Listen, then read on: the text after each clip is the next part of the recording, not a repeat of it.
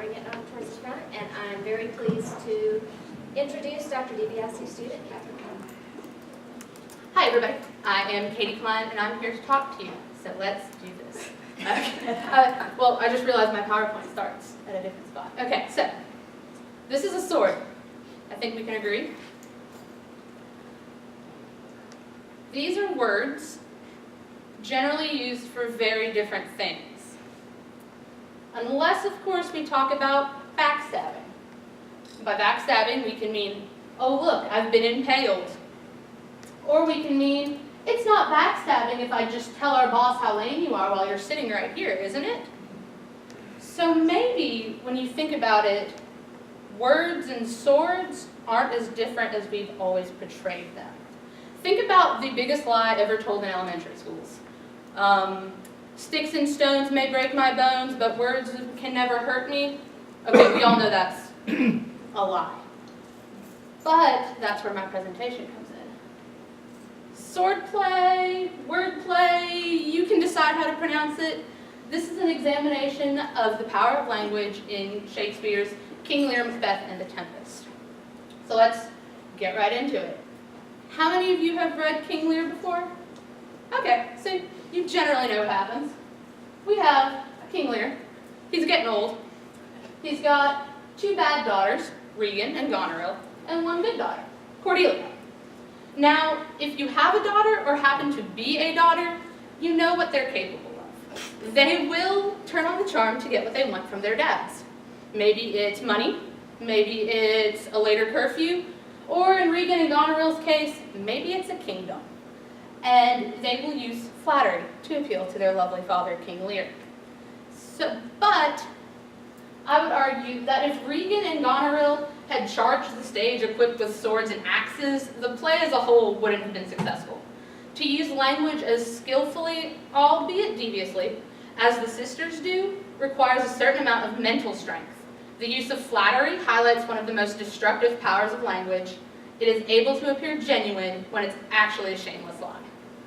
And that brings us to King Lear's biggest language manipulator, Edmund. He's the illegitimate son of the Duke of Gloucester, poor Edmund, and he always loses out to Gloucester's legitimate son, Edgar. And as a good villain, Edgar tries to work around this. Edmund pledges himself to nature, saying, "Thou nature art my goddess, to thy law my services are bound."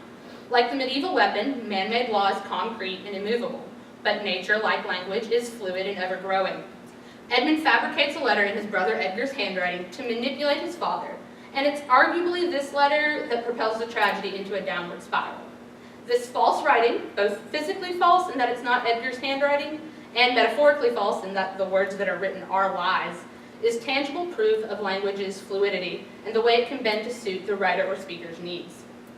In fact, the only time that Edmund fails is when he picks up a sword at the end of the play to fight Edgar.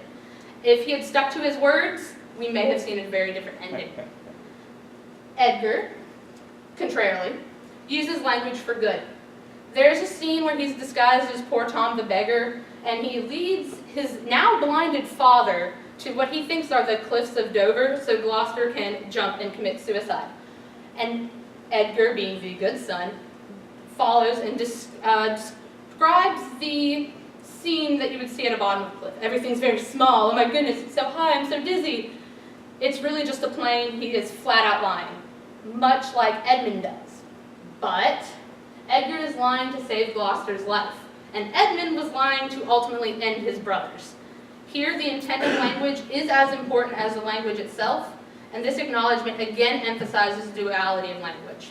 A lie can be used for good, as Edgar uses it, or for evil, as Edmund uses it. The fact that Edgar lives and Edmund dies cannot go unnoticed because it's the brother who uses language for good who lives, and the brother who uses language for evil who dies.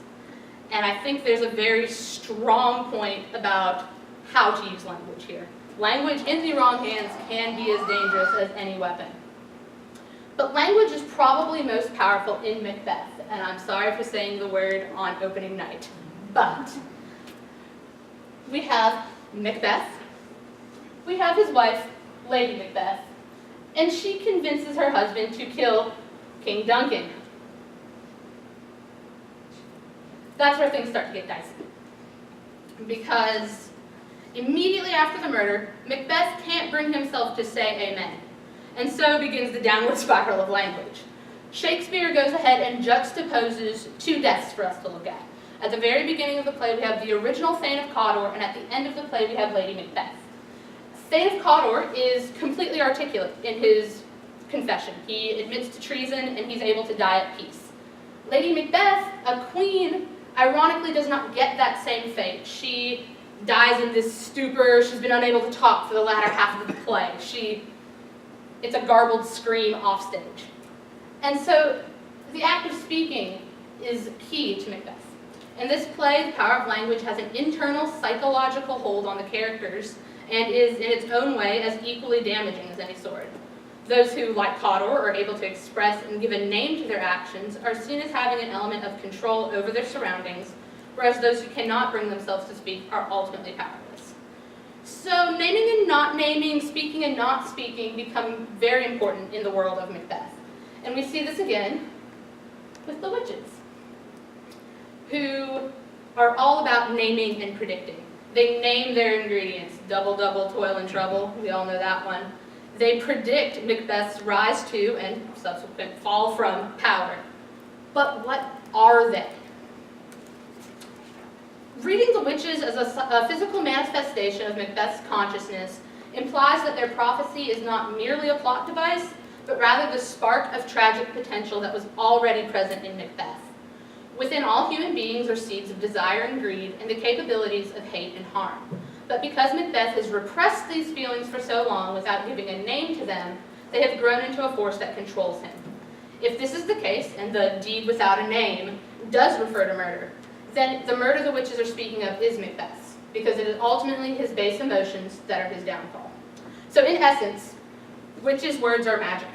I think, pretty basic concept. They give them control, they give them power, but it's all because they can give names to things. And we see the same theme of language as a means of control, in a lighter sense, in The Tempest. The Tempest centers around Prospero, his daughter Miranda, and they live alone on this deserted island except for Caliban, who isn't quite human. The Tempest is a superb example of language being used for creation. With only his spellbooks, Prospero is able to craft a life for himself and his daughter Miranda on an otherwise desolate island. While there are actual spirits in this play, the magic Prospero uses is a metaphor for art and the imagination, and the confines from which Prospero calls these spirits, or his artistic inspiration, are his books. Without his books, and without the wherewithal to speak the words in his books, Prospero would have no control, which means he would have nothing. But even here, language isn't all good. Prospero takes in Caliban. You can read it as Prospero takes Caliban as his slave, as his pet, as Prospero's own id, if you're into Freudian psychology. But the point is, Prospero takes Caliban and teaches him how to speak. And it doesn't go well, as you can imagine. Caliban learning to speak leaves him impure. Originally, he's a product of the depraved nature that Edmund wishes to serve. Raw, wild, potentially dangerous, but ultimately not a threat if left alone. Caliban himself tells Prospero, "You taught me language, and my prophet aunt is to know how to curse." Caliban is now aware of everything good in the world, but also of all that is bad, including himself.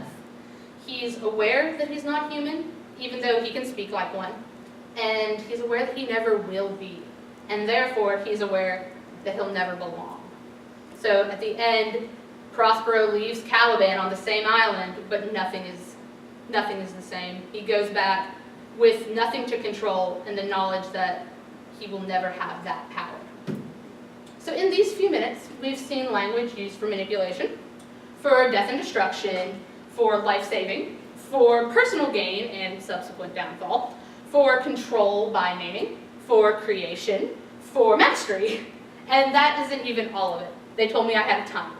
So, but it does give us modern readers a general knowledge of just how important language was to Shakespeare and to the whole Renaissance movement.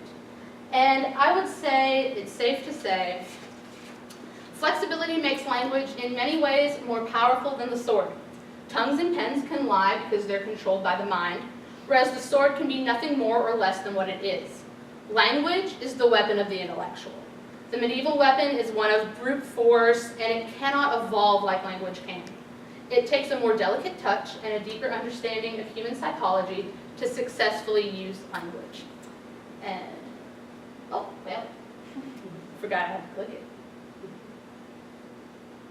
So, thank you guys, and if you have any questions, I'll be happy to answer them.